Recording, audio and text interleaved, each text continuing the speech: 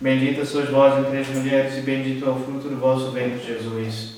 Santa Maria, Mãe de Deus, rogai por nós, pecadores, agora e na hora de nossa morte. Louvado seja nosso Senhor Jesus Cristo, para sempre seja louvado. Em nome do Padre, do Filho e do Espírito Santo. Amém. Podem sentar-se.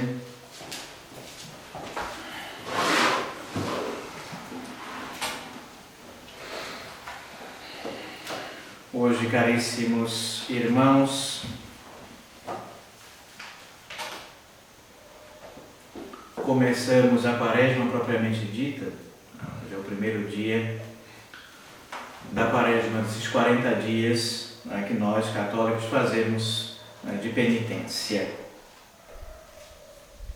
Então, hoje, quarta-feira de cinzas, é dia de jejum e abstinência, ou seja, somente fazer uma refeição completa, não é? E essa refeição completa deve ser também sem carne. Não é? Ovo, peixe, queijo, tudo isso é permitido, ou somente alguns legumes, mas hoje nada de carne, sob pena de pecado mortal, pecado grave. E durante a Quaresma, então durante esses dias que se seguem, também são 40 dias de jejuns que a Igreja recomenda aos fiéis, e também, fora o jejum, nas sextas-feiras e sábados, tem um agravante, do jejum também mais a abstinência. Então, durante todos os dias da Quaresma, jejum, sexta e sábado, jejum mais abstinência.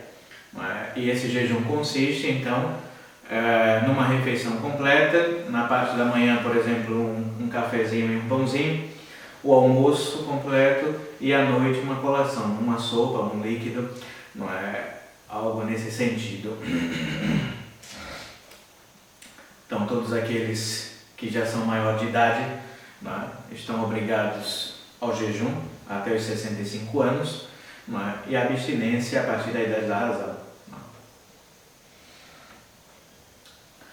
De modo que é importante, é o único tempo que nós temos, digamos assim, tem também um advento, mas onde fazemos uma séria penitência, com mais rigor, é durante esse tempo da Quaresma. Então, aproveitar para fazer bons propósitos de emenda, correção dos vícios, dos pecados, e aproveitar também para reparar os pecados passados por meio dessas penitências que a Igreja nos propõe. Jejum, abstinência, jejum, esmola,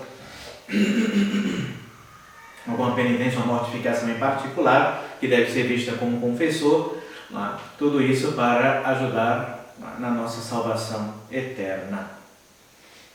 Então, hoje, quarta-feira de cinzas, cerimônia tradicional, secular da Igreja. Irmãos meus, de São Bernardo, começamos hoje o santo tempo da Quaresma, este tempo de combates e de vitórias para o cristão, por meio das armas do jejum e da penitência. Com que ânimo, com que fervor, com que confiança devemos começar esta carreira, mas com que religião e com que exatidão devemos observar este jejum. Esta lei é comum a todos os cristãos. Dispensar-se no jejum da Quaresma, tendo Jesus jejuado 40 dias e 40 noites, será que um cristão ousaria dispensar-se desse jejum? Muitos reclamam, e acham muita exigência da Igreja, 40 dias de jejum, porém devemos nos unir a Nosso Senhor, que também fez essa penitência, mesmo os antigos também. Santo Agostinho diz que o jejum de 40 dias estabelecido na Igreja está autorizado pelo Antigo Testamento e também pelo Novo. Pelo Antigo, porque Moisés e Elias jejuaram igual número de dias. Pelo Novo, pois que o Evangelho nos mostra Jesus jejuando igual número de dias, por onde vemos a conformidade do Evangelho com a lei figurada por Moisés e os profetas. Representados por Elias, sem dúvida por isso, acrescenta o Santo Doutor, apareceu Jesus Cristo entre Moisés e Elias em sua transfiguração, para significar mais autenticamente o que o apóstolo diz do Salvador, a saber, que a lei e os profetas dão testemunho dele. Então não se isentar disso, fazer como a gente pode. Claro que, por exemplo, quem tem problema de saúde, quem necessita de uma dispensa médica, por exemplo, pode ter algumas atenuações. Os idosos, por exemplo, por isso que a gente diz, após os 65 anos, está dispensado, porém, quem quiser fazer uma penitência ou outra, pode fazer, mas já com cuidado. Porém, os jovens têm condições de poder seguir, os adultos, mas, claro, quem tem algum problema de saúde ou físico, alguma dispensa médica, pode conversar com o padre e pedir que se atenue um pouco a penitência. Não é para morrer, é para fazer jejum, abstinência, penitência, não se matar. Pode dizer-se, afortunadamente, que o jejum da Quaresma é tão antigo como o Evangelho, pois que o Filho de Deus não começou a pregar o seu Evangelho senão depois de jejuar 40 dias e 40 noites. Mas ainda que possa afirmar-se ter sido esta a primeira instituição da Quaresma, pois que São Jerônimo diz que Nosso Senhor santificou então o jejum dos cristãos, não se pode dizer que o exemplo do Salvador fizesse desde logo uma lei inviolável, à qual hajam estado sujeitos todos os seus discípulos. Então, desde do seu começo, do começo de sua pregação, Nosso Senhor já introduz aí a Quaresma, nesses 40 dias e 40 noites, jejuando para o bom êxito de sua missão. Até mesmo pela resposta que o Salvador deu aos fariseus, transparece que não havia querido obrigar seus discípulos ao jejum, deixando esta obrigação para depois de estarem privados da presença do esposo celestial. Então, Nosso Senhor disse, durante a minha presença, ninguém faz jejum. Porém, depois que eu me for, depois que eu me ausentar, aí sim, e foi o que aconteceu.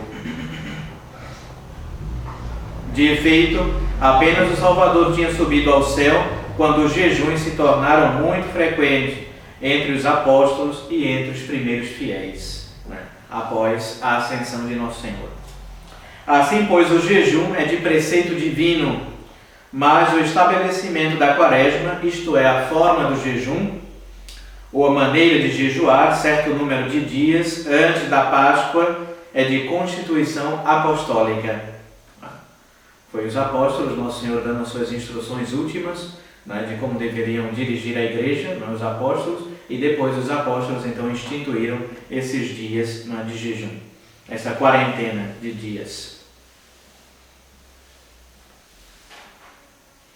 Como as 6 semanas da Quaresma não compreendem mais do que 36 dias de jejum, a igreja, sempre conduzida pelo Espírito Santo, acrescentou-lhe os 4 dias precedentes. Então são 6 semanas, compreendendo 36 dias de jejum, mas então para completar os 40 dias, começa a quarta, quinta, sexta e sábado, mais 4 dias para completar então os 40 dias da Quaresma, os 40 dias de jejum. É bem sabido que se chama assim este primeiro dia do jejum da Quaresma por causa da cerimônia de polvilhar as cabeças dos fiéis com cinza neste dia. Então ficou prescrito que o primeiro dia da Quaresma começaria obrigatoriamente com a quarta-feira de cinzas, por causa dessa cerimônia que os padres põem a cinza na cabeça dos fiéis, em sinal da penitência.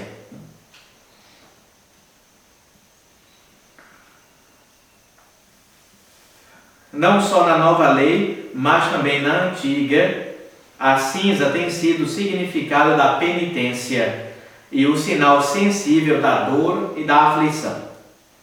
Querendo Tamar dar a conhecer seu pesar e sua dor, pôs cinza sobre a cabeça. Encontra-se no 1 Reis, capítulo 13. Eu me acuso a mim mesmo, diz Jó, falando com o Senhor. e faço penitência no pó e na cinza. Livro de Jó, capítulo 42.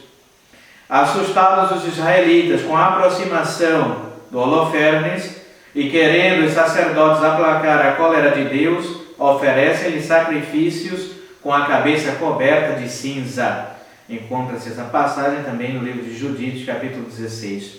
Mardoqueu, consternado com a notícia da desgraça que ameaçava toda a sua nação, reveste-se de saco e cobre a cabeça de cinza. Esther, capítulo 14.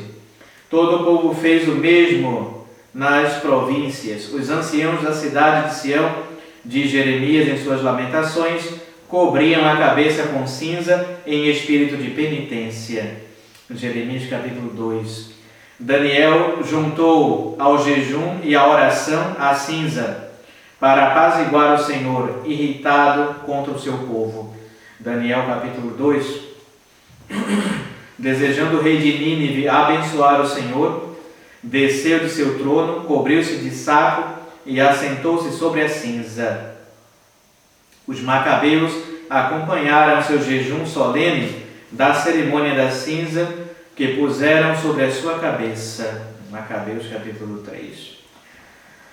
E na nova lei também, não se tem usado mesmo essas práticas de penitência, essa cerimônia da cinza, repreendendo Jesus Cristo aos de Coroazinho e Betsaida, seu endurecimento e indocilidade, diz que se os milagres que se fizeram entre eles houvessem sido feitos em Tiro e em Sidônia, haveria já muito tempo que teriam feito penitência no silício e na cinza.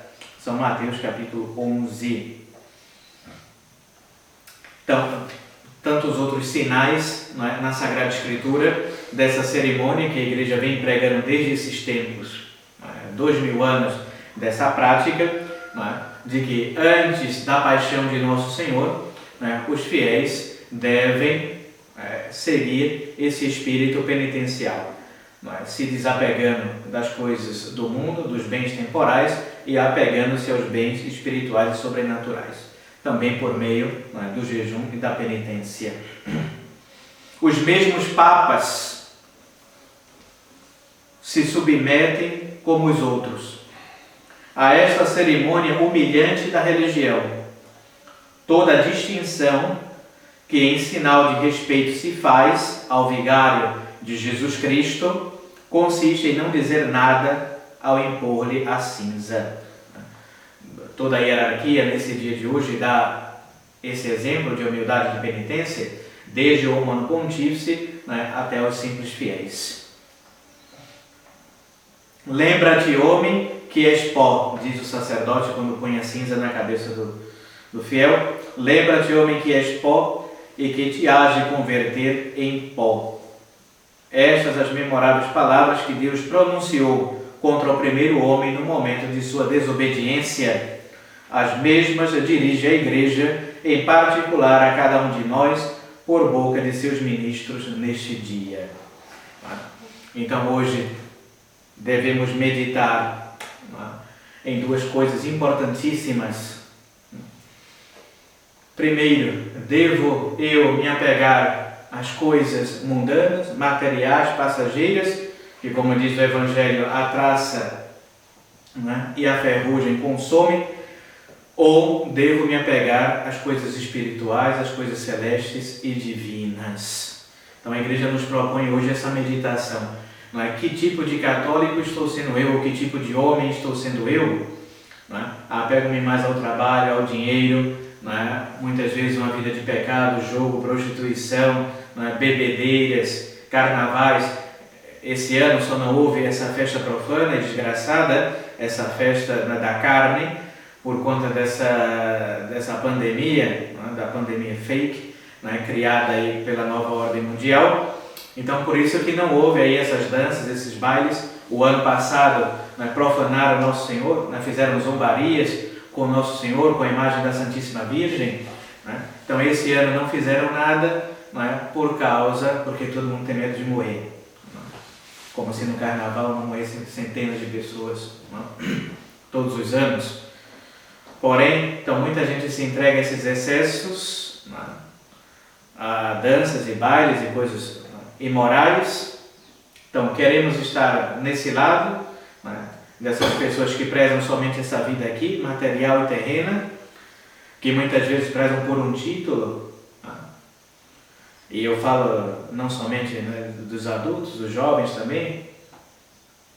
Quantas vezes nos apegamos a um emprego, nos esforçamos para adquirir coisas materiais, títulos acadêmicos, ser um importante na nossa empresa, aparecer, ser um personagem imediático.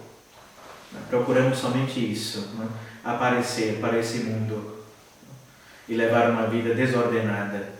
Porém, não nos esqueçamos também, meu irmão, que nosso Senhor fala hoje, que a vida do homem é como o pó que se vai, ou como o vento que passa, rápido, como um sonho, por exemplo.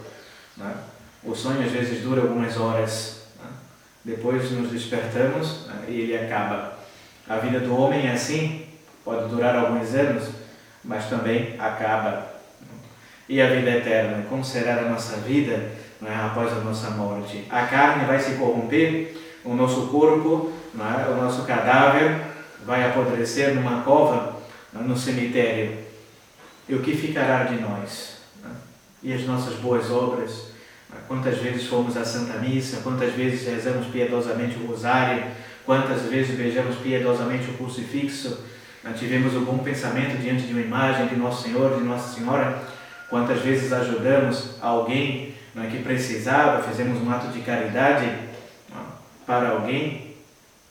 Passamos a vida inteira em festas, eventos, como aparecer, como ser rico, como ser milionário, apegando-se às coisas do mundo, às vaidades que passam, e nunca fizemos nada por Deus, por Nosso Senhor. Então essa é a reflexão de hoje. Como está sendo a nossa vida? Como a do homem mundano, mau e perverso, um pecador, ou como uma vida de santidade, como uma vida religiosa. Por isso que a vida religiosa é mais perfeita, porque os religiosos querem a Deus, somente a Deus, querem chegar a esse fim último, que é a salvação eterna, e empregam todos os meios para isso, com o auxílio dos santos, da Santíssima Virgem, nosso anjo da guarda. Então, pôr em obras isso, esquecer um pouco a vida material. Claro que precisamos pelo menos do necessário para sobreviver, mas ninguém precisa ser milionário. O necessário para sobreviver, e depois o tempo destinado à oração, à prática das virtudes, à vida de perfeição. Então, se não nos apegamos a isso, se esquecemos, por isso que todo ano a igreja impõe esse tempo penitencial e a morte, lembrar sempre da morte. A nossa vida passa, tem gente que está aí, 70, 80, 90 anos, às vezes num leito, no hospital, e ainda não se converteu. A morte iminente. Ou um jovem que acha que está na flor da idade e daqui a pouco sofre um acidente e morre. Descobre que está com câncer e morre. Vai dormir e não acorda. Tem um infarto fulminante e morreu em pecado mortal. Então rezemos, meus irmãos, mais uma vez, peçamos a Deus a graça da perseverança final e que nos livre de uma morte repentina, que nos dê a oportunidade de nos convertermos, confessarmos os nossos pecados, morrer acusando todos os nossos pecados, fazermos penitência proporcional para reparar esses pecados e assim poder ir ou para o purgatório ou para o céu diretamente. Ave Maria Puríssima, em nome do Pai, do Filho e do Espírito Santo.